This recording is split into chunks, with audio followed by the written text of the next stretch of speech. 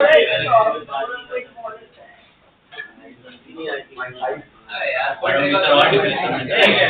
बोला?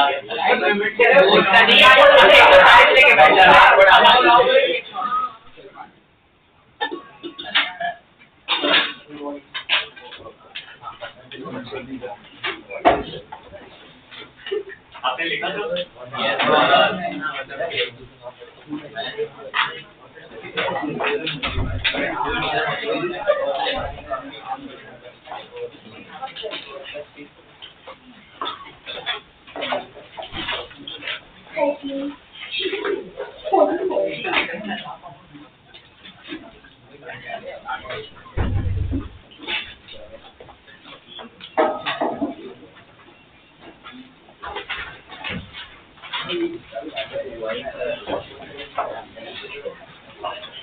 सबने लिखा क्या?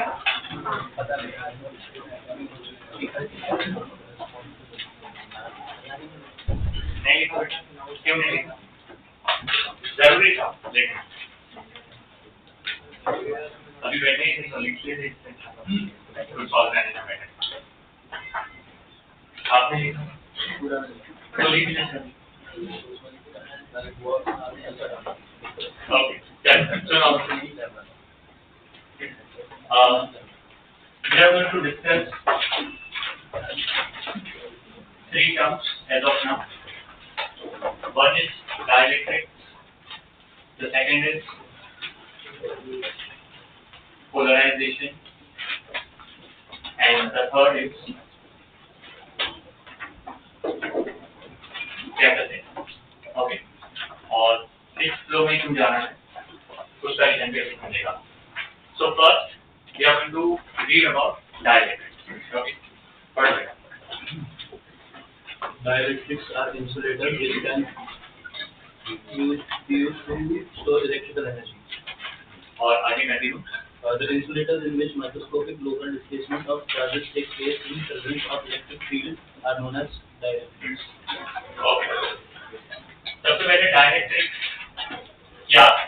Okay, अगर आप देखो, if you read the definition, they say dielectrics are nothing but क्या बोला गया? Insulators. पर कौन से टाइप के insulators? Which can store the electrical energy, जिसके अंदर microscopic local displacement of charges होगा, और because of those आपका वो एनर्जी को स्टोर करेगा, और स्पेसिफिकली कौन सी एनर्जी को स्टोर करेगा? Electrical energy. ओके, ठीक है, ये डेफिनेशन है. So there are two definitions. One, dielectrics are nothing but the insulators which can store electrical energy. Second, I think जो उसने बोला वो, in the presence of external electric field there is some kind of local displacement of charges, because of that it can store the electrical energy. उसको हम dielectric बोलते हैं. ठीक, continue. Dielectrics are non-conductors up to certain value of field depending on its nature, after which they begin to conduct. Okay, और एक The maximum value of electric field that dielectrics can tolerate without breakdown is known as dielectric strength, unit volt per meter. Okay, ठीक, चल. देखो, अभी जिन्होंने नहीं लिखा है ना, ये चलेगा, अभी मत लिखो, क्योंकि अभी समझ लो, अभी लिखने का क्या मतलब है? गाड़ी छूट जाती है फिर हम कुछ नहीं कर सकते. चलिए, तो अभी एज ऑफ नाउ फोकस करो समझने पे. घर पे ब्रेक में लिख लेना है, घर पे लिखना है, ठीक है. डाइलेक्ट्रिक में और एक चीज बताएंगे कि डाइलेक्ट्रिक है ना, एक मैक्सिमम इलेक्ट्रिक फील्ड को विथस्टैंड करेगा. अगर तुमने उससे ज्यादा उसको इलेक्ट्रिक फील्ड दे दी तो डाइलेक्ट्रिक बेसिकली ब्रेक डाउन होगी. So maximum electric field up to which dielectric है ना can withstand that particular field is known as the dielectric strength. So there are two words जो बहुत बार questions में use होंगे. एक होगा जिसको बोला जाएगा dielectric strength, या दूसरा वर्ड होगा dielectric क्या? breakdown. So what is dielectric strength? Simple words में बोलेंगे तो E. पर वो भी कौन सी? बाहर की. तुमने बाहर की फील्ड अप्लाई करी तो डाइलेक्ट्रिक कितना अपने थ्रू फील्ड अलाउ कर पाएगा जब तक वो इंसुलेटर की तरह बिहेव करे। क्या पता तुम्हें फील्ड बहुत ज्यादा देगी और उसका इंसुलेटिंग जो पावर है वो ही निकलेगा और वो काइंड ऑफ कंडक्टर की तरह बिहेव करेगा, काइंड ऑफ, समझा? जो कि बहुत डिफिकल्ट है पर तुमने कराया था। तो वो मैक्सिमम वैल्यू को हम क्या बोलेंगे बेटा? Dielectric strength. और once you cross that strength then dielectric का क्या हो जाता है बेटा? ब्रेकडाउन, उसको ऊपर जाएंगे तो होगा, क्योंकि स्ट्रेंथ इज इलेक्ट्रिक फील्ड इसलिए यूनिट वोल्ट पर मिलता है, समझ गए? डाइलेक्ट्रिक अगर आगे तुम पढ़ोगे तो उसमें लिखा होगा डाइलेक्ट्रिक के दो टाइप हैं, ठीक है? कितने टाइप हैं? दो। जो दो टाइप है ना उसमें एक को हम बोलते हैं पोलर और जो दूसरा टाइप है उसको हम क्या बोलते हैं बेटा? Non polar. ओके, सो दो तरह के डाइलेक्ट्रिक्स होते हैं। अब केमिस्ट्री में मेरे हिसाब से आपने polar and non polar molecules के बारे में कुछ पढ़ा होगा, क्योंकि जब मैंने दूसरे बैचेस में पढ़ा तो मैंने बोला हाँ सर हमने पोलर वर्सेस नॉन पोलर का डिफरेंस पढ़ा है। तो मैं आपसे भी चाहता हूँ आप मुझे एनलाइटन करो इस बारे में कि पोलर वर्सेस नॉन पोलर क्या होता है। यस, बोलो क्या होता है बेटा? केमिस्ट्री के हिसाब से बताना, फिजिक्स के हिसाब से। पोलर मतलब जिसका म्यू नॉट इक्वल टू 0 होता है, ठीक है? और नॉन पोलर? नॉन पोलर में भी म्यू इक्वल टू 0, पहले में नॉट इक्वल। सो पोलर में not equal to 0, non polar में इक्वल टू 0, ठीक है? म्यू क्या होता है? ये म्यू बोलना है डाइपोल मोमेंट। अच्छा, ठीक है। और कुछ होता है या इतना ये डिफरेंस पढ़ा? ये डिफरेंस पढ़ा? यस, दीवार बोलते हैं डाइपोल मोमेंट की यूनिट को रिफर करते हैं। नहीं, लास्ट में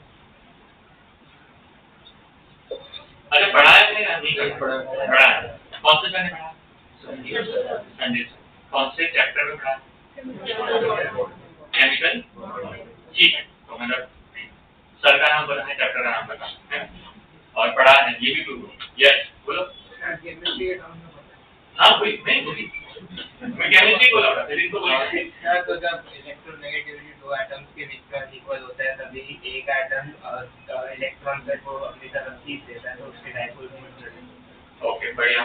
तो उससे पोलर नॉन पोलर का कैसे डिफरेंशिएट कर सकते हो? पोलर मॉलिक्यूल्स जिसमें डाइपोल मोमेंट 0 नहीं होता और नॉन पोलर जिसमें डाइपोल मोमेंट 0 होता है। ओके, गुड, ये बोला उसने, ठीक है, गुड। अब फिजिक्स के बारे में आते हैं। जो केमिस्ट्री में पढ़ा है वही फिजिक्स होगा ना, कुछ अलग तो होगा बस। यहाँ पे जो डेफिनेशन है उसमें एक छोटा सा मिस्टेक है जो आपने लिखा भी होगा, आपने मिस्टेक भी लिखी होगी पहले, हम उसको थोड़ा रेक्टिफाई भी करेंगे। पोलर मॉलिक्यूल्स वो होते हैं जिसमें सेंटर ऑफ चार्ज, आपने शायद सेंटर ऑफ मास लिखा होगा, centre of charge of positive and center of charge of negative coincide when so positive and negative coincide when non-polar वो होते हैं जिसमें center of charge of positive as well as negative coincide हो गए। Okay, word है non मतलब नहीं, polar मतलब पोलैरिटी। ऐसा मॉलिक्यूल जिसके ऊपर पोलैरिटी नहीं है मतलब डाइपोल मोमेंट नहीं है, उसको हम नॉन पोलर बोलेंगे। पोलर मतलब जिसमें पोलैरिटी है मतलब जिसका डाइपोल मोमेंट है, उसको पोलर बोलेंगे। जैसे मैंने ये डायग्राम बनाया तो आपको तुरंत समझ में आ जाएगा, ये जो शेप है वो ओवल है, ये आपका सर्कल है, because it is a Oval hence it's a asymmetric. ये कैसा है? इसलिए क्या होगा? सिमेट्रिक। सही बता रहा हूँ? तो ये सिमेट्रिक हो गया, ये कैसा हो गया बेटा? सिमेट्रिक। ना पोलर और नॉन पोलर एक्सटर्नल फील्ड में कैसा बिहेव करते हैं ना, वो समझना बहुत इंपॉर्टेंट है।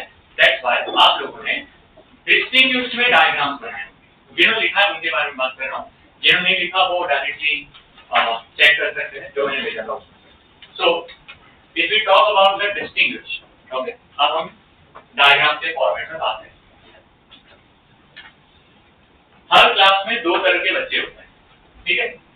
एक जिसको हम बोलेंगे पोलर बच्चे, दूसरा जिसको हम कौन से बच्चे बोलेंगे बेटा, नॉन पोलर बच्चे।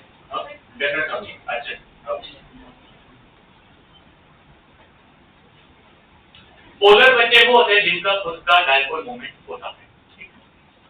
क्या होता है बेटा, डायपोल खुद का बड़े है ना, they are self motivated, self induced है उनके अंदर, तो उसको कौन से बच्चे बोलेंगे बेटा, पोलर।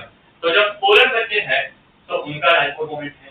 सो मान लो कि मैंने पोलर डाइलेक्ट्रिक खरीदा मार्केट से, बड़ा सा पंच लिया, ओके, तो मेरे पास उसमें बहुत सारे मॉलिक्यूल होंगे, वो सारे पोलर होंगे। नॉन पोलर बच्चे वो है जिनका खुद का dipole moment 0, okay, based on true intense. Okay, तो आप यहाँ पे देख सकते हो P1 में भी दो तरह के बच्चे अभी एग्जिस्ट कर सकते हैं, polar as well as non polar. Now आपको बता दें कि जब मैं आया उससे जस्ट पहले आपका ब्रेक था है, so this situation is when we are in break. ये दोनों के सिचुएशन में कहां पे एक्सप्लेन करना बेटा, ब्रेक। पोलर बच्चे बहुत जोरदार हैं, सेल्फ मोटिवेटेड है, बट प्रॉब्लम है इंडिविजुअल डायपोल मोमेंट है, पर संगति की वजह से नेट डायपोल मोमेंट 0 है।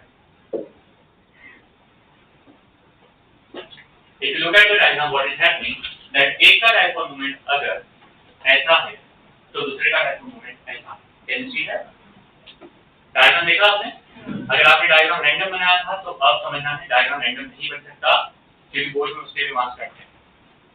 तो आप चेक करें ना, अगर डायपोल मोमेंट ऐसा है तो डायपोल मोमेंट ऐसा होगा, डायपोल मोमेंट ऐसा है तो डायपोल मोमेंट ऐसा होगा।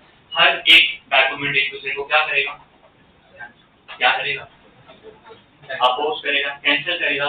इसीलिए पोलर बच्चे P individual is not 0, but problem है P net is 0। Please check कर लो, सही बोल रहा हूं मैं? आपने लिखा होगा ऐसा, नहीं लिखा होगा तो उसमें मैंने लिखा है, ठीक है। तो ऑड नंबर कैसे कैलकुलेट करें? बहुत खूबसूरत क्वेश्चन, बहुत खूबसूरत क्वेश्चन। इसीलिए ऑड नंबर नहीं होंगे, हम मध्यम करेंगे इवन, ठीक है, तो आप इवन बना लो, ठीक है ना, बहुत बढ़िया। नॉन पोलर बच्चे कोई दिक्कत ही नहीं। नॉन पोलर बच्चे वो बच्चे हैं जिनका खुद का ही इंडिविजुअल डायपोल मोमेंट क्या है बेटा, 0। सो नेट तो क्या होने वाला है, सो कोई दिक्कत नहीं। सो इंडिविजुअल भी 0 और नेट भी 0। इसमें इंडिविजुअल नॉट 0 बट नेट 0, मतलब ओवरऑल ब्रेक में वो सिचुएशन है ये कुछ नहीं कर रहे इसलिए 0 है, ये बहुत कुछ कर रहे हैं पर केओस क्रिएट कर रहे हैं इसलिए 0 है, हेंस दोनों का टोटल कितना है, 0। Then comes external electric field, then comes this field, external electric field. External electric field का मतलब हमारे सिनेरियो में क्या होगा, सर का, समझ में आया? तो लेट्स से मैं आया या कोई भी सर आपके ब्रेक के बाद आया, जैसे आया तो अब क्या होने वाला ना, अब तक बच्चे घूम रहे थे, रैंडम मोशन में थे, गेम खेल रहे थे, चेस खेल रहे थे, है ना, ये सब चीजें तो चल रही थी लाइफ में, लेकिन अब सारे बच्चों को अलाइन होना पड़ेगा। So if I am sitting like this, you are sitting like this, जैसा ना, और वो अलाइनमेंट होना ही पड़ेगा। और इसीलिए जैसे तुमने फील्ड अप्लाई करी, ये साइड पे पॉजिटिव चार्ज है, ये साइड पे नेगेटिव चार्ज है, ये सारे के सारे डायपोल अब टर्न करना स्टार्ट करेंगे, अपने आप को रोटेशन इफेक्ट देंगे, टॉर्क का इफेक्ट देंगे। Are you able to understand that? So now they are going to turn, but how they will turn, it's very simple. जो पॉजिटिव है वो साइड पे टर्न चाहिए।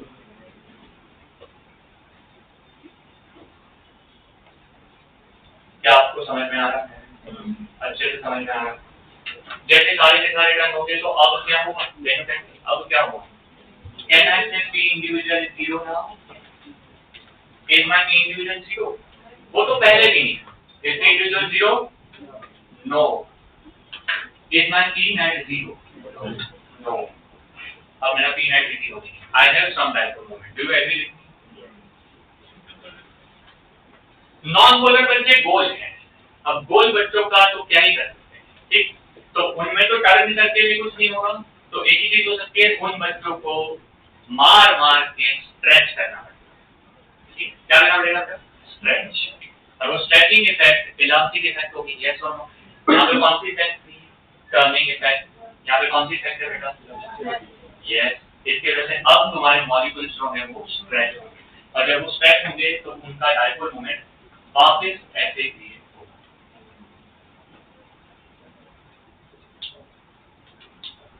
अब बताओ, क्या अब इंडिविजुअल जीरो है या नहीं है? बहुत बढ़िया. क्या अब नेट जीरो है या नहीं है? तो अब आता है वेरी इंपॉर्टेंट क्वेश्चन. मैं सिर्फ आपको ये करके डायग्राम दे दूं और वो बताओ कौन सा मॉलिक्यूल पोलर है, कौन सा नॉन पोलर है. क्या आप इस डायग्राम को देख के बता सकते हो क्या? नहीं. क्यों? Because whether it is polar or non-polar, both behave same way in external electric field. सही बात है नहीं? तो मैं जब आऊँ या कोई सर आ जाए, फिर आप बिहेव तो वैसे ही करते हो कि भाई आप जोरदार इंसान हो, पर खुद आप जानते हो कि आप पोलर हो या नॉन पोलर. अगर पता करना है तो क्या करना पड़ेगा? Wait for another way. Wait for why? Because as soon as the external field is removed, it will be back to their original position. जो एक्सटर्नली होगा तुम हटा दो, ये वापस क्या बन जाएंगे? पोलर. ये वापस क्या बन जाएंगे? नॉन. इतना समझा? सर फायदा क्या हुआ यहाँ? हम क्या ही फायदा हो गया? अब फायदा क्या हुआ? Let's try to understand. अब क्योंकि पोलर हो या नॉन पोलर, सुनना चाहिए. क्या इसके लेफ्ट साइड पे मैंने फील्ड ऐसे लगा दिया है ना? तो फील्ड ऐसी है तो ये साइड पे क्या है? पॉजिटिव. ये साइड पे क्या है? Negative. If you look at here, this side के अंदर कौन से चार्ज एक्यूमुलेट हो रहे हैं? तो कहने से here negative charges are going to be accumulated. ये साइड पे कौन से चार्जेस एक्यूमुलेट होने वाले हैं? तो कहने से यहाँ पे इफेक्टिव पॉजिटिव चार्जेस एक्यूमुलेट होंगे. अच्छा, जो लिख रहे हैं मैं उनको वापस रिक्वेस्ट करूंगा, वरना मैं बाहर भेजूंगा और लिटरली मेरा इसके ऊपर जाने का है. ठीक है, मैं यहाँ पे मस्ती करने नहीं आया. ठीक है, अगर लिखना होगा तो मैं पहले दे चुका हूँ, नहीं लिखा है it's okay, just understand.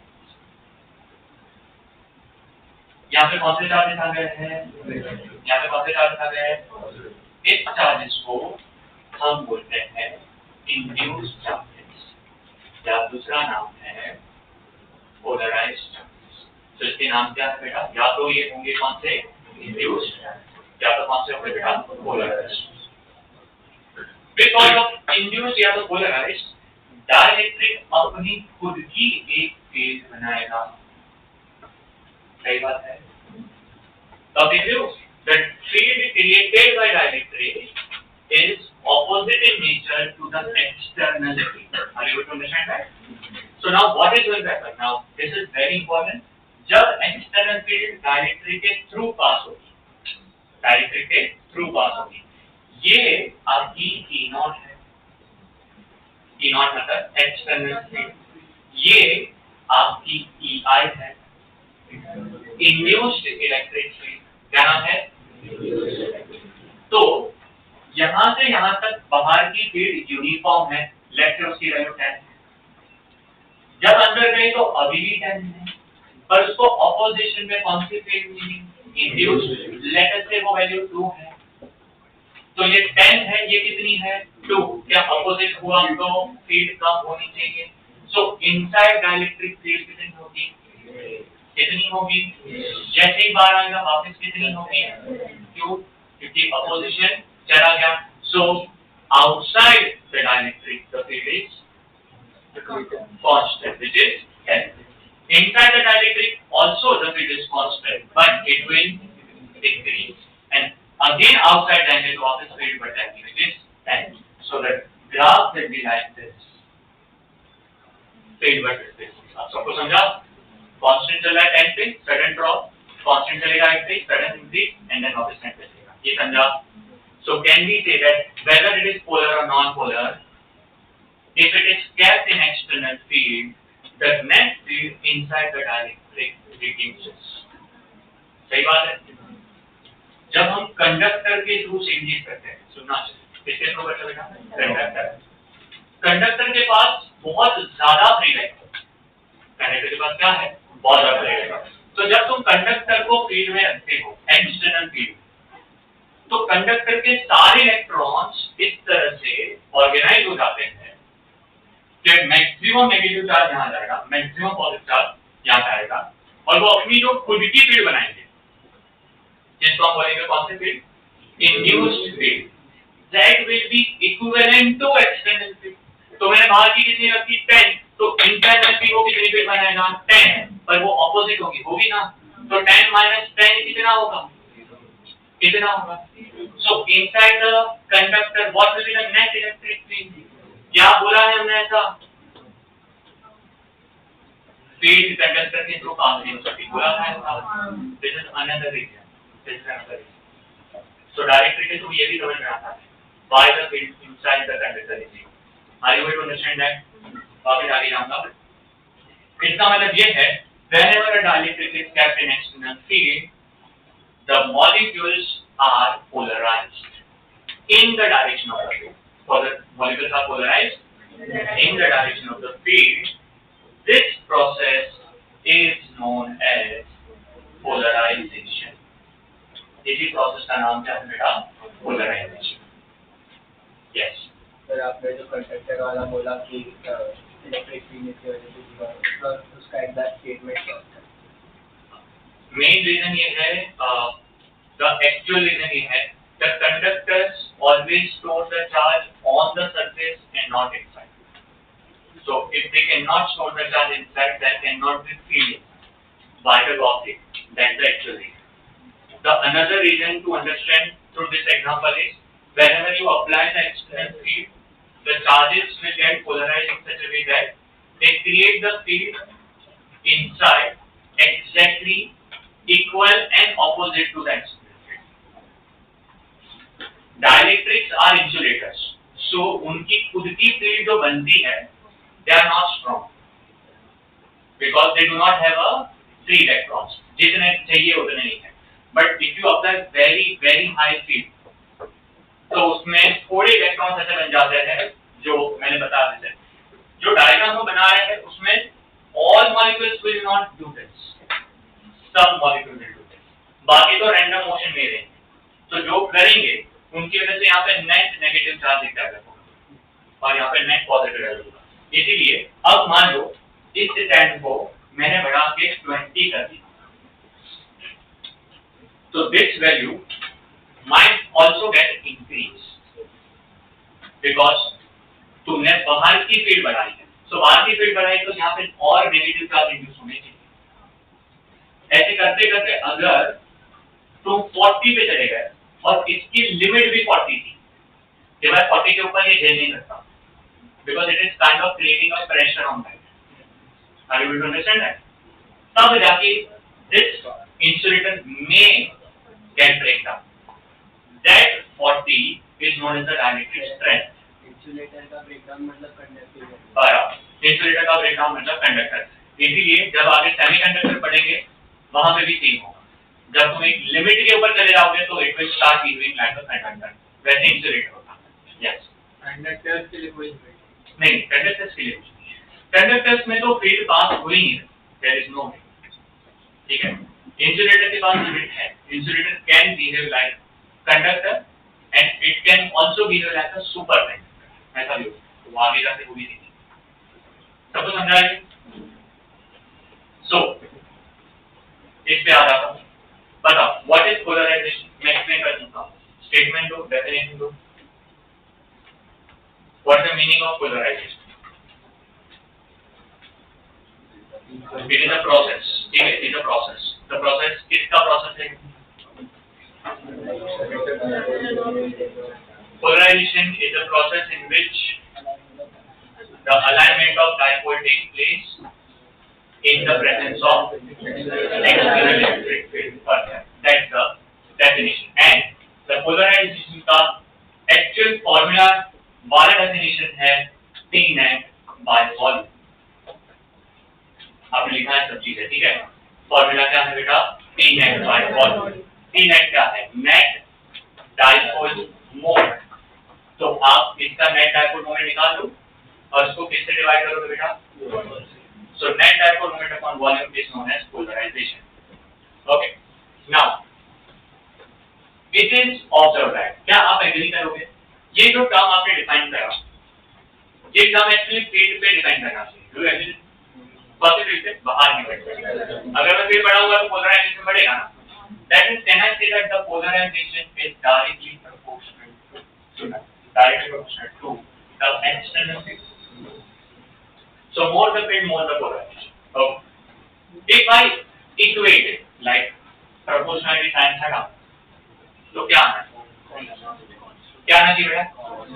So अगर ये कांस्टेंट आएगा,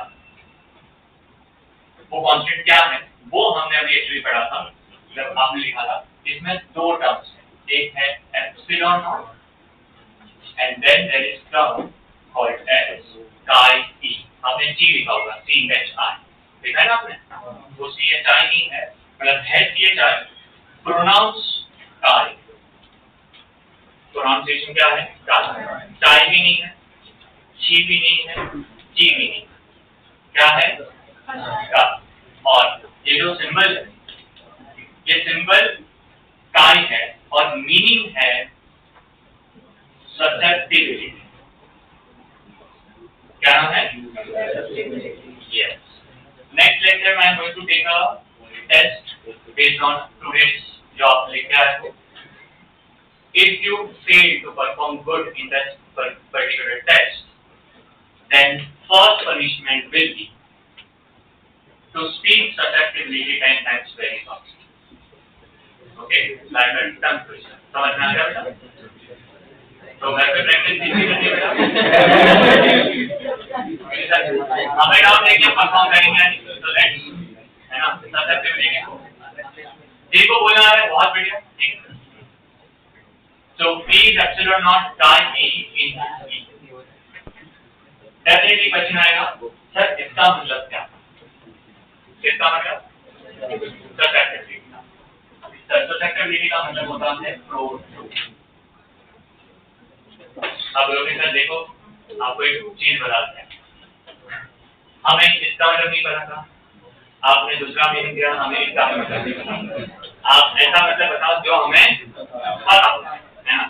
तो आई थिंक हमारी जनरेशन को ये वर्ड बहुत पता है, यस और no.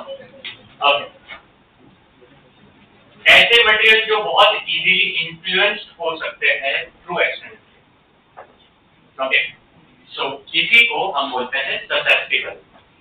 Okay, so the material which can easily get electrified, the material which can easily get electrified, उनकी susceptibility हाई होगी। उनकी susceptibility क्या होगी? हाई। क्या होगा? सो वैक्यूम अगर मैं बात करूं तो वैक्यूम की susceptibility 0 है। मतलब वैक्यूम को इलेक्ट्रीफाई करना डिफिकल्ट है, वेरी डिफिकल्ट। मतलब तुम चाहते हो कि तुम, बिकॉज आपका वैक्यूम या एयर पकड़ो, सिंपल एयर पकड़ो, आपकी जो एयर है वो भी डायरेक्ट है। ओके, सो आप अगर उसमें चाहते हो कि इट कैन क्रिएट और it can store the field, then you require very high amount of field for the polarization, because it's very logical. तुम epsilon not into something into E कर रहे हो, यस और नो, तो तुम्हें polarisation की एक फाइनाइट वैल्यू चाहिए, बट अगर काय की वैल्यू ही 0 है तो तुम कुछ भी कर लो, क्या हो जाएगा? कुछ समझा? Are you able to understand? So what I am trying to say कि उसकी ससेप्टिबिलिटी बहुत ही लो है। मतलब सी ससेप्टिबिलिटी मींस कि मेरा रिलेशन ससेप्टिबिलिटी का डाइलेक्ट्रिक कांस्टेंट के साथ होना जरूरी है। किसके साथ? Because they are closely मतलब interrelated quantity। That's why आपने ये भी लिखा होगा that the susceptibility is actually nothing but equal to epsilon r minus 1। Very very important। बोलो। एयर और वैक्यूम का susceptibility सेम होता है? माइन्यूट डिफरेंस होता है। वैक्यूम का एग्जैक्ट 0 है जिसको आइडियल सिचुएशन देते हैं। एयर का 0 पॉइंट थोड़ा बढ़ जाएगा क्योंकि for air epsilon r is 1.00003 ऐसा कुछ वैल्यू है। So if you subtract it तो ऑलमोस्ट 0 के आसपास एंड होगा। तो एप्सिलॉन r -1, आई होप आपको ये समझा है। इसको याद है what was the dielectric constant of metal? That means what is the susceptibility of the metal? Conductor आराम से लेकर साथ सकता है। It is true also. उसकी susceptibility बहुत है। Are you able to understand that? Okay. इसीलिए पोलराइजेशन का फाइनली जो फॉर्मूला होता है कुछ ऐसा हो सकता है epsilon not bracket epsilon r -1 into क्या e। क्या आपको समझ में आया? सबको समझा? ओके, आगे बढ़ेंगे। आपने पोलराइजेशन को कैसे डिफाइन किया? चेक कर लो। How did you define the polarization? Can we say this P net by volume? Yes, define किया P net by volume। Okay, by the way dipole moment क्या होता है? What is the dipole moment? Formula of dipole moment magnitude of one of the charges, magnitude of one of the charges q into the distance between the two charges। yes or no? तो एक काम करते हैं, net dipole moment define कर रहे हैं तो मैं यहाँ पे इंड्यूस्ड चार्जेस के बारे में डिस्कस कर रहा हूँ। इसलिए मैंने क्या लिखा qi into the distance between the effective two charges। तो इसको मैं क्या d नाम दे देता हूँ, मतलब जनरल 2l लेते हैं, अभी के लिए लेता हूँ। अपॉन वॉल्यूम होगा डेफिनेटली वो एरिया इनटू द डिस्टेंस होगा। क्या मैं उसको कैंसिल करूंगा तो आपके पास qi का a आएगा, but qi by a is sigma r है ना, इसको सिग्मा i नाम देंगे। चेक कर लेना, आपने ये लिखा होना चाहिए। The polarization can also be defined as induced surface charge। देखो, देखा आपने? So polarization is also defined as induced surface charge। ठीक। Now आपने क्या बोला मुझे? E inside the dielectric should be equal to, can I say it should be E naught minus ER? सारे बच्चों एग्री करोगे आप? क्या डायलेक्ट्रिक की value E naught minus ER होगी? मुझे बता सकते हो E naught क्या है? बोलो। EI क्या है? ठीक है, मैं आपसे क्वेश्चन पूछता हूँ। E ड्यू टू क्वांटम का फॉर्मूला बोलो। In vacuum, E due to point charge का फॉर्मूला।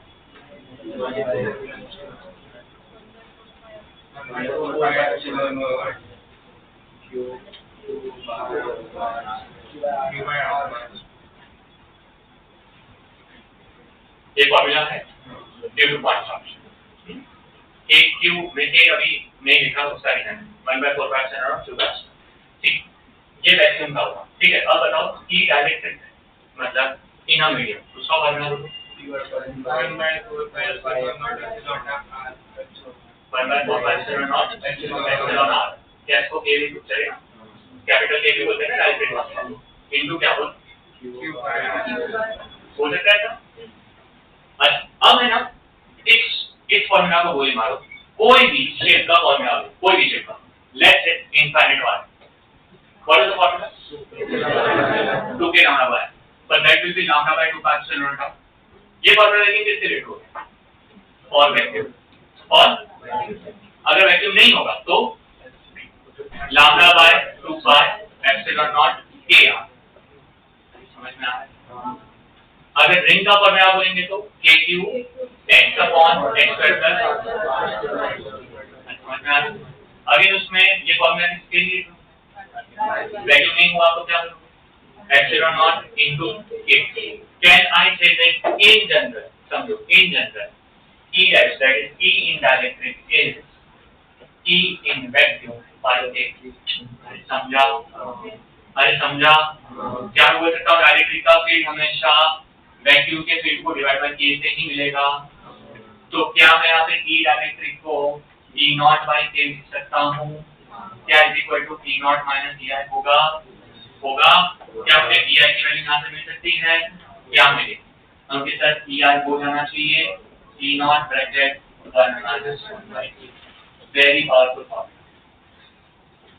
इसका फॉर्मूला डिराइव किया आप लोगों ने, induced electric field equal to external electric field in vacuum bracket minus 1 bye.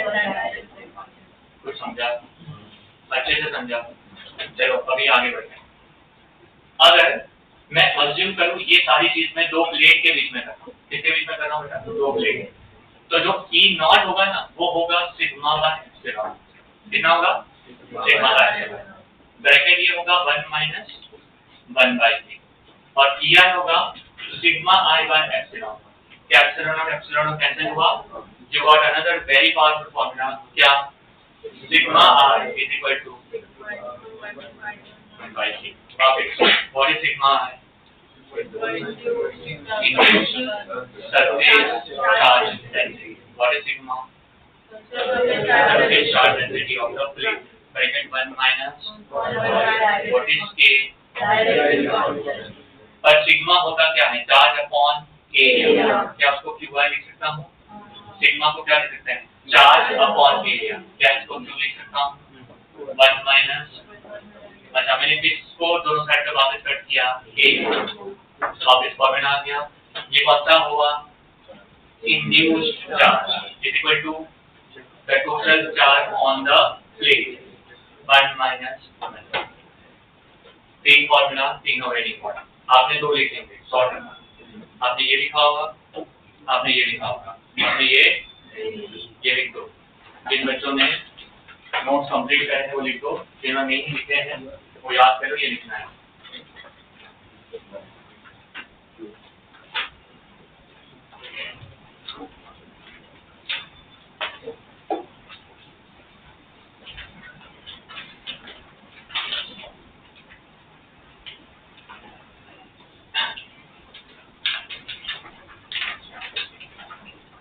हो गया सबका? Okay.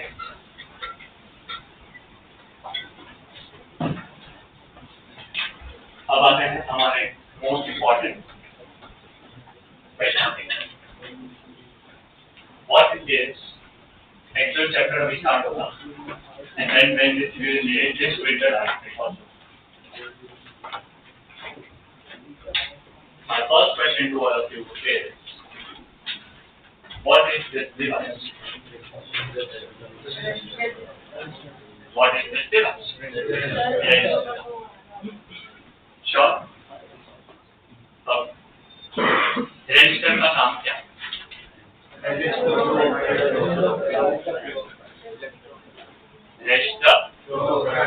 Register flow of current. Okay, good. It registers the flow of current.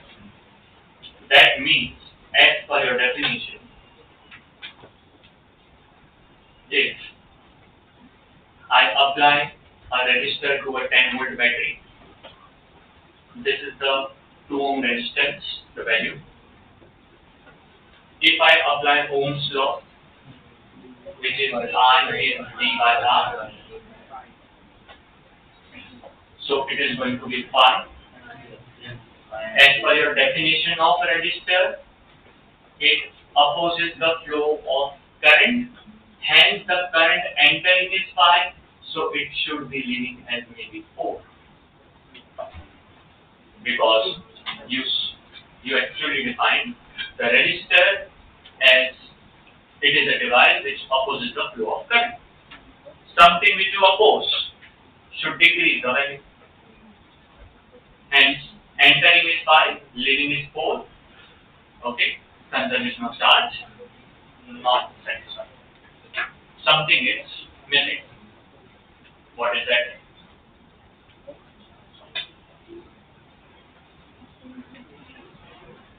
So what I am trying to say is, if the current entering is 5, can the current leaving should be 4 or 6? It should be 5. Then what is the definition of a resistance? Yes. It controls the amount of current that flows through a circuit depending on the value of potential. Okay. So it controls the amount of current. Okay. So it is controlling 5,000 control circuit 4,000. Throughout the circuit. और उसको एक constant amount of current Okay. उसको overall So it controls overall. तो So actually वो oppose किसको करता है? Potential. Kind of flow of charge को. Okay. So this is a thought which I have given you. Try to find till the time I start with that क्योंकि इसी से मैं start.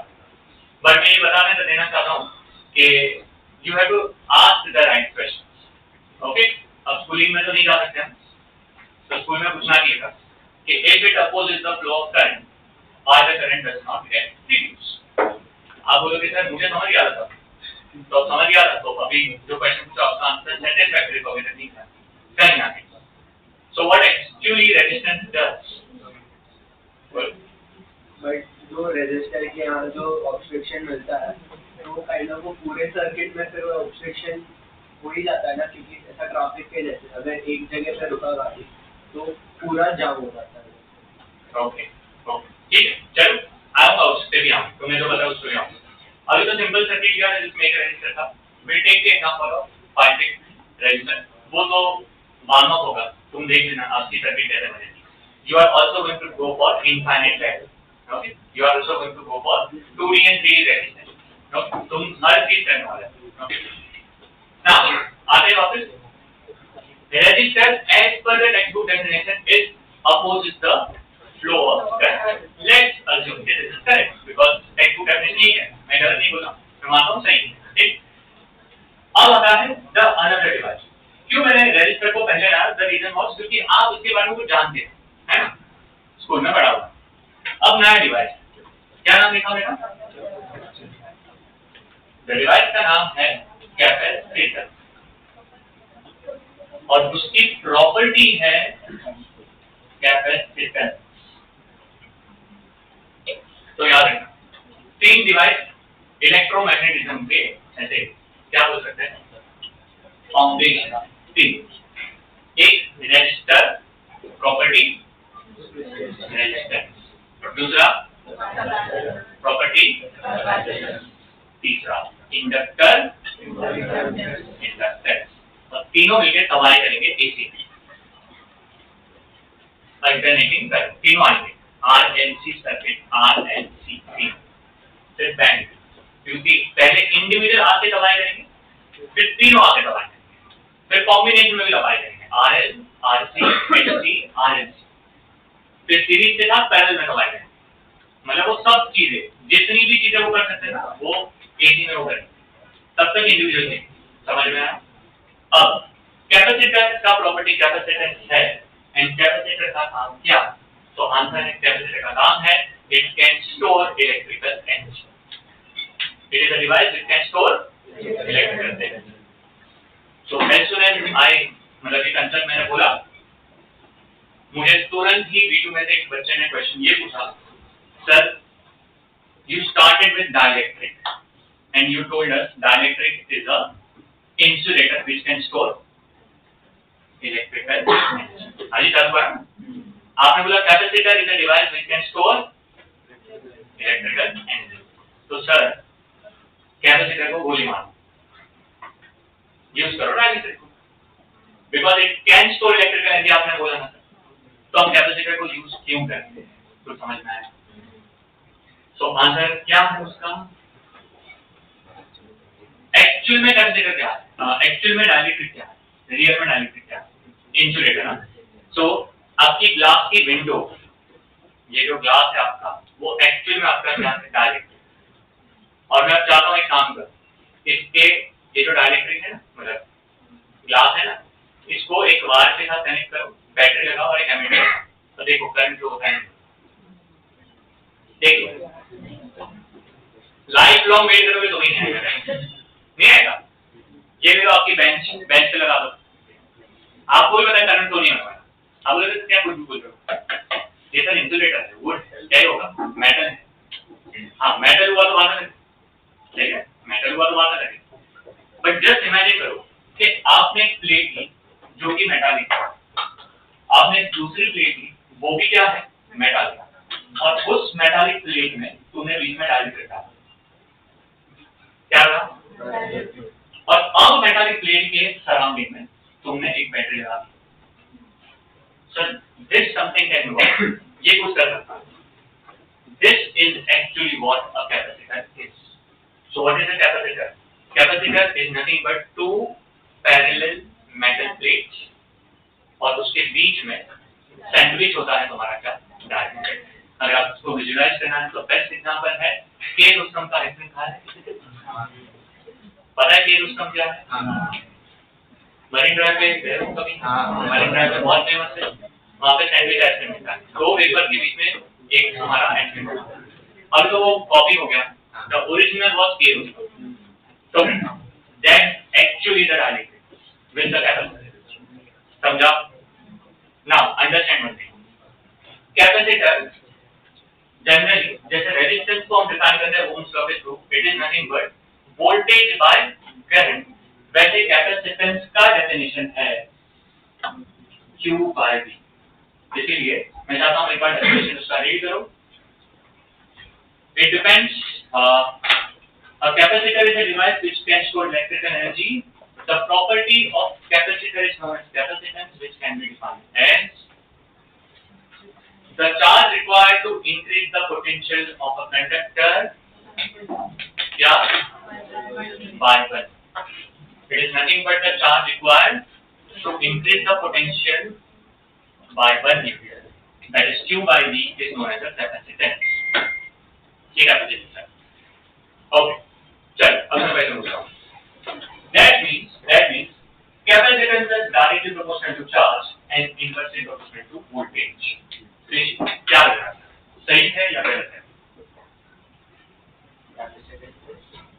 Directly proportional to charge and inversely proportional to the voltage. सही है या गलत है? बाकी सभी सोचो, मैं आऊंगा आपके ऊपर भी। सही है? यस। रुको, आपको क्या लग रहा है बेटा? सही है। So can we say that if I increase the charge, capacitance will increase, and if I decrease the voltage, also the capacitance will increase. चलो, question number 2, आप बताओ। R is V by R, yes or no? Can we say the resistance is directly proportional to voltage and inversely proportional to the current? It should be. So can we say as voltage will increase, the resistance will increase, and it will decrease, the current, resistance will again increase. True या false? Sorry, false. You. As per the formula, it is true, na? Resistance is voltage by current. वो derived है?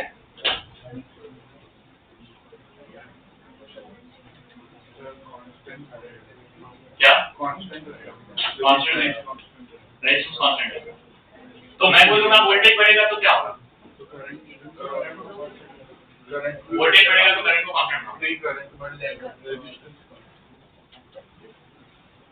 So the definition of Ohm's law was V is proportional to I. That was the definition. So if it does the definition, then V proportionality हटाओ तो constant आता, क्या आता है ना? नाम ही constant है तो वो चेंज कैसे होगा?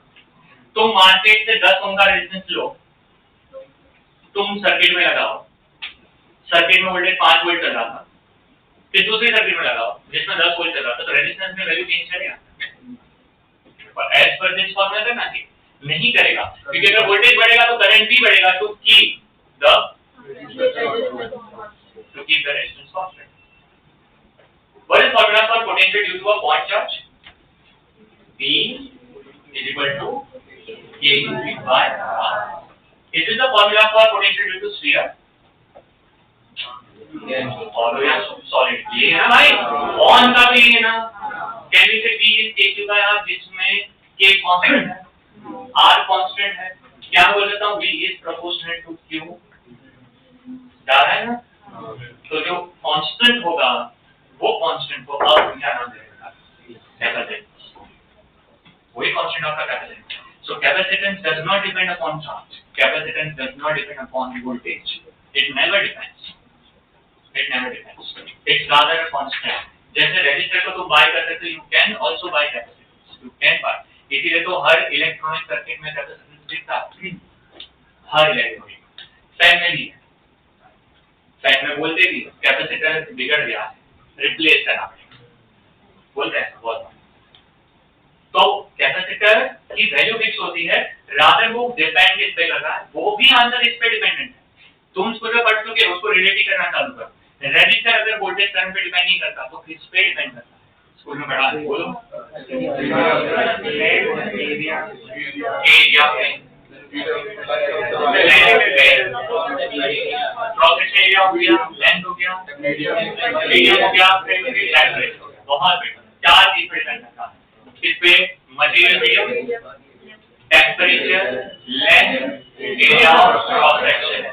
इनकॉर्पोरेट करो, you get a powerful formula rho L by A। ये भी सुन रहा resistance is rho L by A। Sir आपने बोला चार चीज यहाँ तीन दिख रही, पहला आया length, helping, area of cross section, helping, rho depend करेगा material to material, material helping, temperature not coming, it is there inside rho. ये भी पढ़ेंगे। Rho depends upon temperature, you have a linear relationship, okay. And R equal to R not bracket 1 plus alpha delta T पढ़ेंगे ये सब। वो किस पे depend करता है? Temperature. As you increase the temperature rho will also increasing also resistance. इससे logic ये आता है, दैट मींस हम सर कैपेसिटेंस अगर चार्ज और वोल्टेज पे डिपेंड नहीं कर रहा तो किस पे डिपेंड करना चाहिए?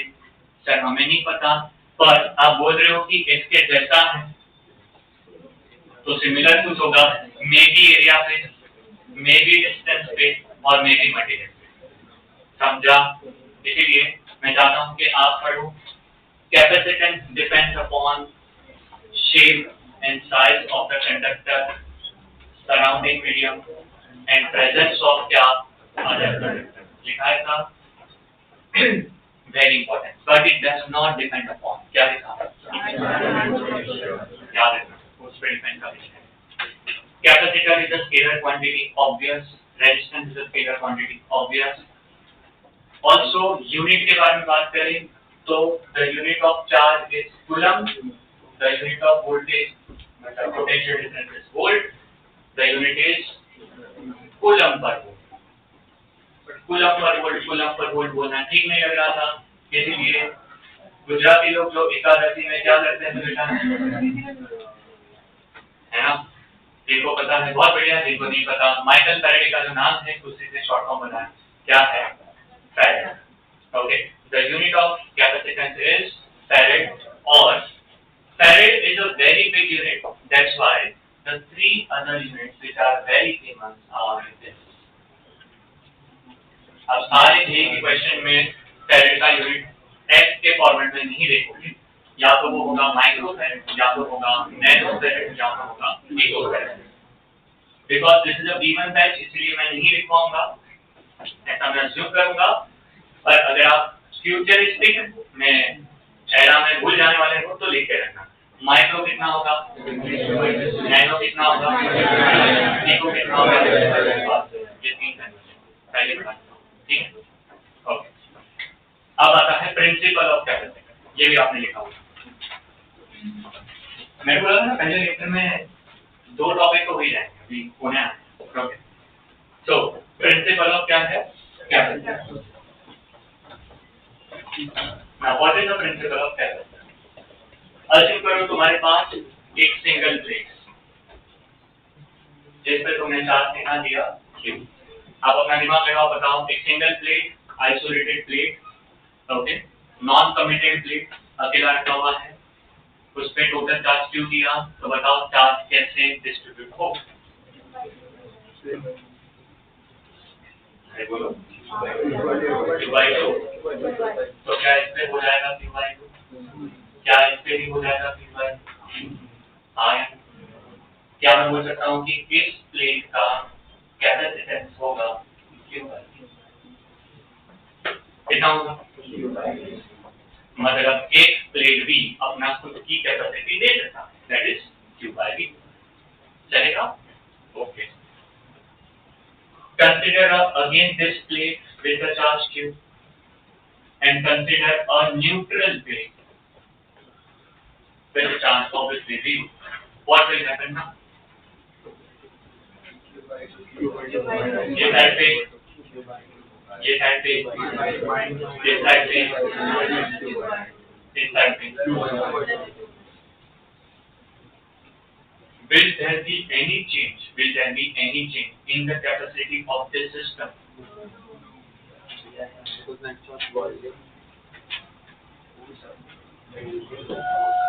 there be any change in the capacity of the system? As of now, no. As of now, no. Why? Because अभी भी इसका net charge 0 है, so it is not going to affect anything. Are you able to understand? Okay. Same there. The last situation. Consider this metal plate. इस पे charge कितना? Q. इस पे charge को पहले क्या था? न्यूट्रल. बट इस न्यूट्रल प्लेट को मैंने किया ग्राउंड. याद करो, कंडक्टेंस प्रॉपर्टीज में पढ़ाया था, दो मेटल प्लेट को ग्राउंड करते तो क्या होता है? सीधा था. What happens? इसके इनर पे कौन सा कर रहा है? माइनस. इसके इनर पे कौन सा कर रहा है? प्लस. क्या ये Q प्लस Q होगा? क्या ये माइनस Q होगा? आया ना? कहने से इसका कैपेसिटेंस अब चेंज होगा. अगर 10/3 it is going to be Q upon V minus V. उन्होंने सर समझा नहीं. माइनस V में Q. अभी क्या डेवलप हो गया? क्या डेवलप हो गया? और पोटेंशियल डिफरेंस हुआ तो मतलब क्या ये चीजें कम हुई? अरे कम हुई ना भाई. अगर ये कम हुई तो C2 क्या हुआ? अगर C2 बढ़ा तो किसके कंपैरिजन में बढ़ा? तो कहना है that C2 is greater than. So can we say that? Please read it. If an identical earth conductor is placed in the vicinity of a charged conductor, और एक बार क्या बोला? If an identical earth conductor is placed in the charged conductor, then capacitance of charged conductor increases. इसका meaning simple ये है कि एक identical के बारे में दूसरा आइडेंटिकल अर्थ कंडक्टर लगा दो तो ओवरऑल कैपेसिटी क्या हो सकता है? हो जाती है, बढ़ती है. That's why this is the ideal way to use the capacitor. Hence capacitor का सिंबल ये बन गया और ना कि सिंगल प्लेट बना सकते थे, पर सिंगल प्लेट के बदले डबल प्लेट बनाएगा रीजन क्या था? कैपेसिटी बढ़ जाती. तो टू प्लेट यूज कर. तो समझा? इसीलिए अंकित सर मेरे दिमाग में क्वेश्चन आया कि अगर आप बोल रहे हो कि कोई भी एक कंडक्टर का खुद का कैपेसिटी हो सकता है, can't I use a sphere? हाँ है ना? Can't I use a sphere? Yes or no? So if I use a sphere, can't it have a खुद का कैपेसिटेंस? Yes, ये पढ़ेंगे. पर आपने क्या बोला सर कि इसके बाजू में सराउंडिंग में दूसरा लेके आओ जिसको ग्राउंड कर दो. तो क्या मैं इसके अराउंड और एक स्फीयर लगा दूं और उसको मैं क्या कर दूं? This is spherical capacitor. कौन सा कैपेसिटर? सर मुझे कंडक्टर अगर करवाना ही है, क्या मैं सिलेंडर अज्यूम नहीं कर सकता? कर सकता हूँ ना? क्या उसका भी खुद का कैपेसिटेंस होगा? पर यार इससे बेटर क्या हो सकता है? एक और सिलेंडर लगाओ और उसको क्या करो? तो ये कौन सा कैपेसिटर हो गया? Cylindrical capacitor.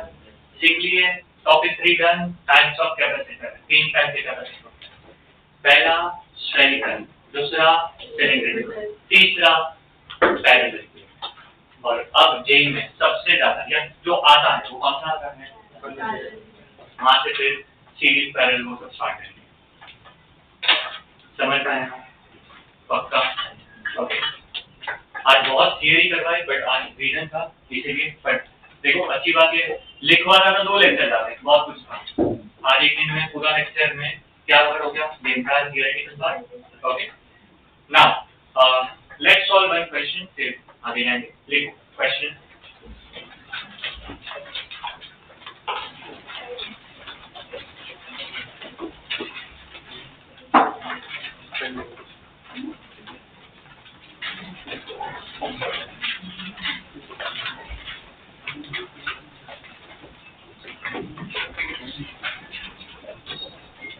The potential difference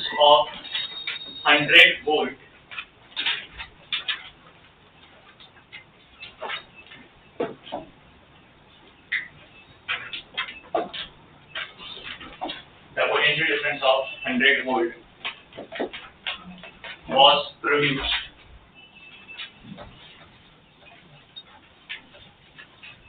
the potential difference of 100 volt was produced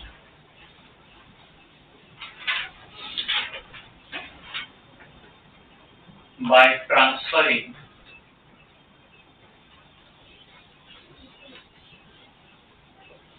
by transferring 6.25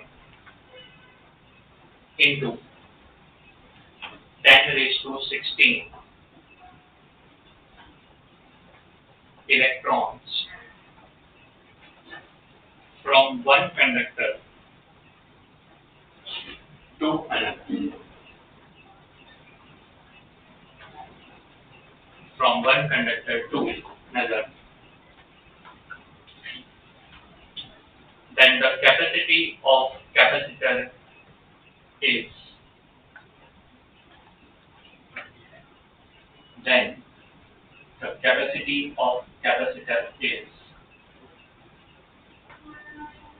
dash microfarad. Then the capacity of capacitor is dash microfarad. Please solve.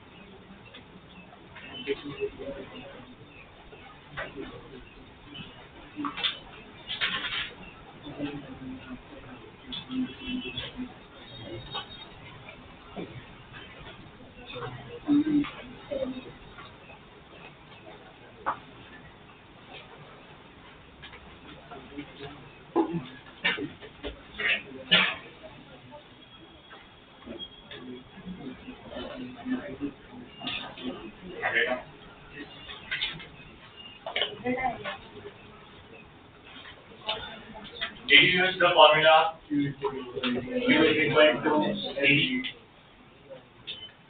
So C must be equal to Q by V, which is N E by V. So N कितना था? 6.5 into 10 raised to 16 into 1.6 into 10 raised to minus 19 by 100. If you multiply 6.25 into 1.6, it is going to be 10. If you get minus 19 is minus 3, 10 raised to minus 5. So this is 100 into 10 raised to minus 6. hence the answer is 100 dipole. सही है ना? तो very simple.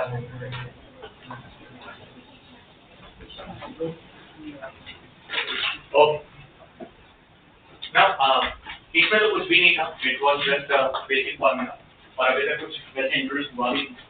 So now let's introduce, जहाँ पे question अभी बनने start हो जाएंगे। The third topic is, please write down, मेरे साथ लिखो, टाइप्स ऑफ कैपेसिटेंस।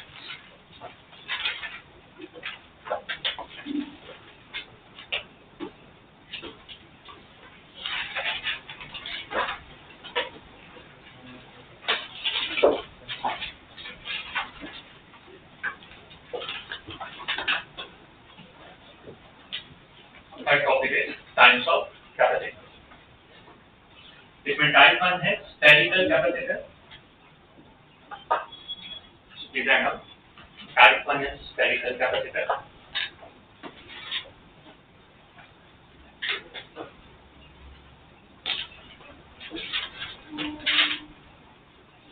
इसमें spherical में ये अकेला है जिसमें 3 कैटेगरी है, बाकी 2 टाइप में एक ही कैटेगरी है।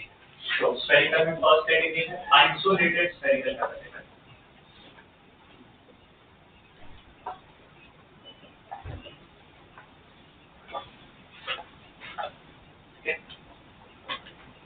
It is isolated spherical capacitor.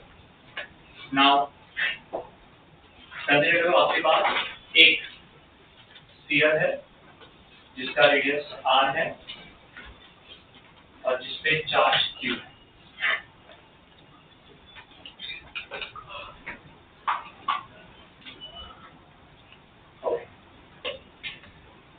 So what will be the potential of the sphere? It is going to be 1 upon 4 pi epsilon naught q by r. Alright? What is the definition of the capacitance? It is q by e. So you just need to substitute q upon this entire thing.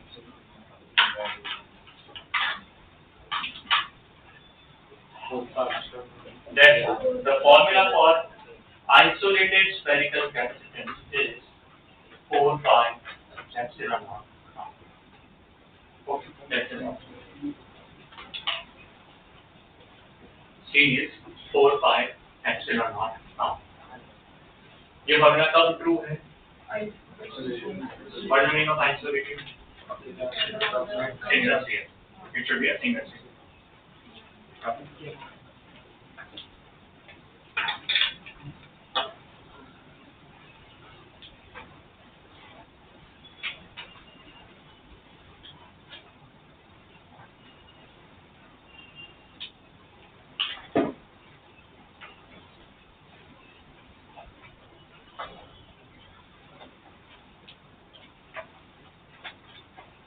समझा सबको बेटा? Come? Okay. Second,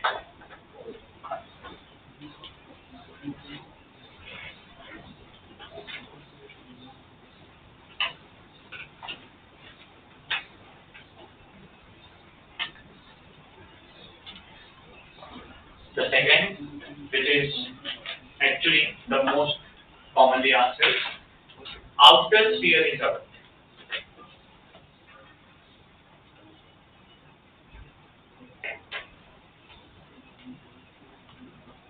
Outer sphere is covered. So अगर मैं outer sphere को अर्थ कर दूं बेटा, तो तुम्हें बता दें कि लेट्स से ये r, ठीक है, ये क्या है बेटा r, और तुम्हें अब इनर स्फीयर पे प्लस q चार्ज दिया।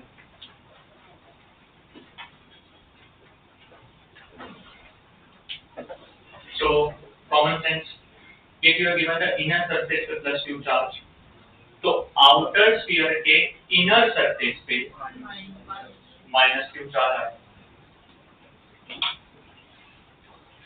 समझा नहीं?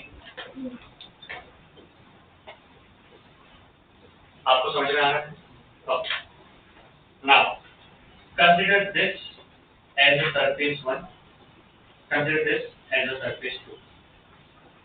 समझ आ Can I say that potential on the surface 1 is KQ. अब एक काम करते हैं, इसको इनर को A लेते हैं, इनर को क्या लेते हैं A, आउटर को B लेते हैं, चलेगा ना?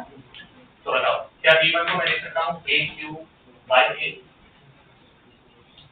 plus K minus Q by B, समझा नहीं? Similarly V2, what is V2? Potential of surface 2, but क्या मैं इसको ग्राउंड कर रहा हूँ?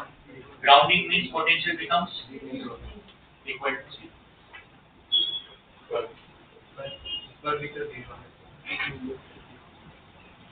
Potential of surface 1, यहाँ का potential, खुद का potential प्लस इस सरफेस की वजह से जो चार्ज है उसका भी पोटेंशियल, उसका जीरो, वो उसका जीरो है, इसका थोड़ी जीरो है, उस सरफेस पे चार्ज तो है, मैंने पहले भी फंडा समझाया है। Potential zero does not mean charge zero, खुद का पोटेंशियल जीरो है, दूसरे का पोटेंशियल जीरो है, वो क्यों बोल रहे हैं? सर जो आउटर स्फीयर है उसके भी दो सरफेस होंगे ना, आउटर और इनर, तो जब भी अर्थ करते तो दोनों पोटेंशियल जीरो होते हैं या फिर outer zero, outer zero, but फंडा यही है, सरफेस का potential zero, that's the point, और हम सरफेस के कौन से पार्ट को ग्राउंड करते हैं, वो दैट मेक्स सेंस। वो डायग्राम में हमें कैसे मतलब वो हमें समझ, वो बाहर की तरफ करा है तो बाहर इनर की तरफ करा है, समझा ना मैंने? So V1 yeah, V2 yeah, therefore can we say that potential difference V1 minus V2 is going to be कितना? KQ bracket में क्या?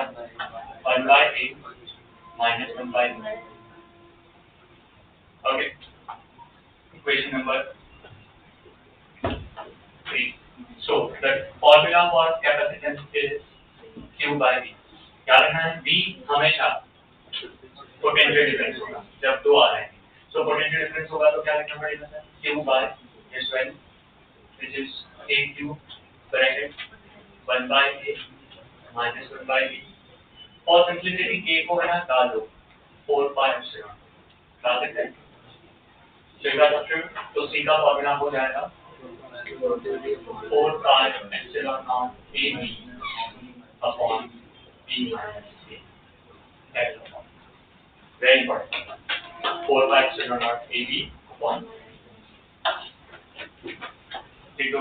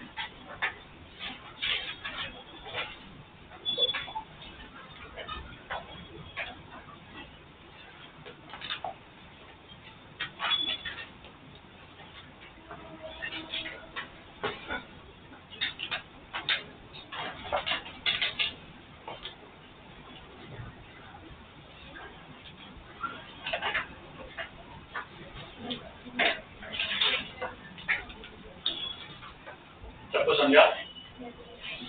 हाँ, तो यहाँ से और एक चीज है ना, अच्छे से समझ। तुम एक चीज देख रहे हो, जब तुम कैपेसिटेंस का फॉर्मूला लगा रहे हो तो तुम क्या लगा रहे हो, चार्ज बाय क्या पोटेंशियल। समझने वाली बात ये है, ये जो चार्ज है ना, चार्ज ये कंपल्सरी इक्वल एंड ऑपोजिट होना चाहिए प्लेट पे, तो ही ये फॉर्मूला अप्लाई कर सकते हो। नेक्स्ट दुकान क्या समझा, चार्ज क्या होना चाहिए, बनानी चाहिए दुकान। सो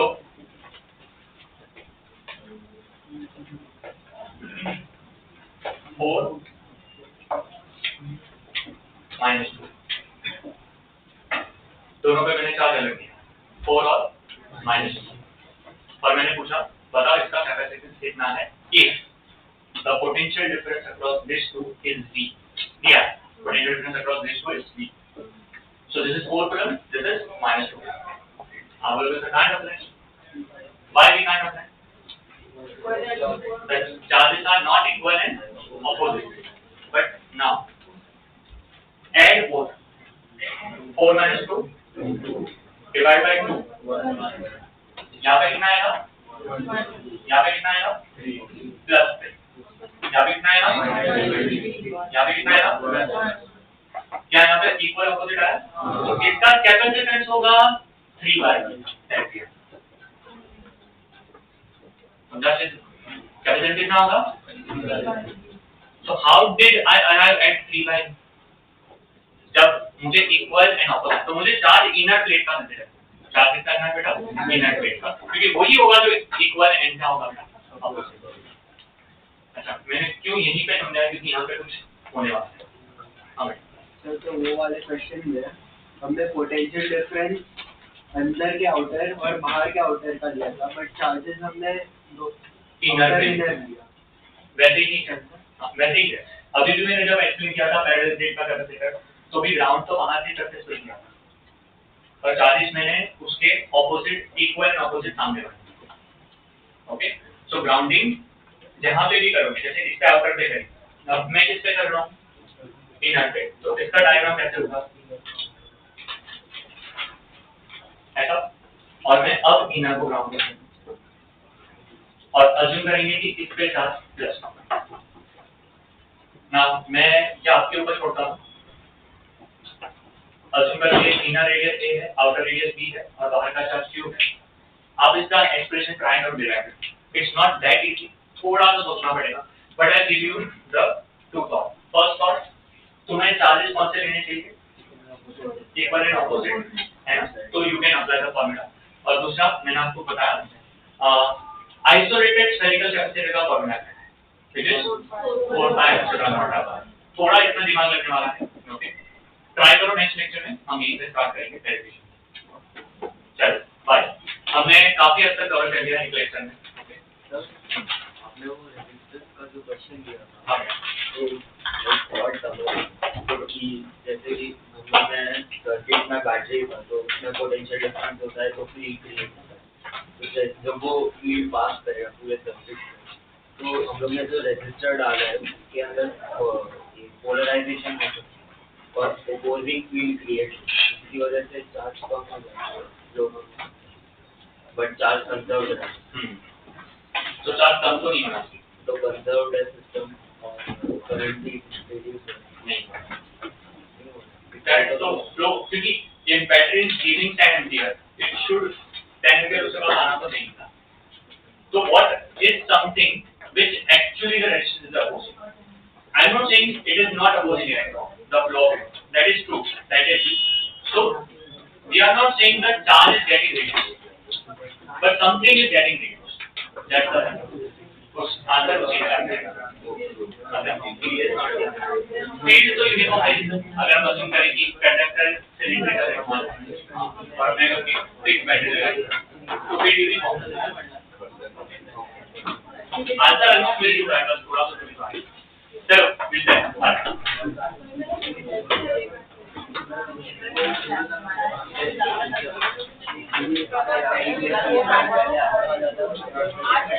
There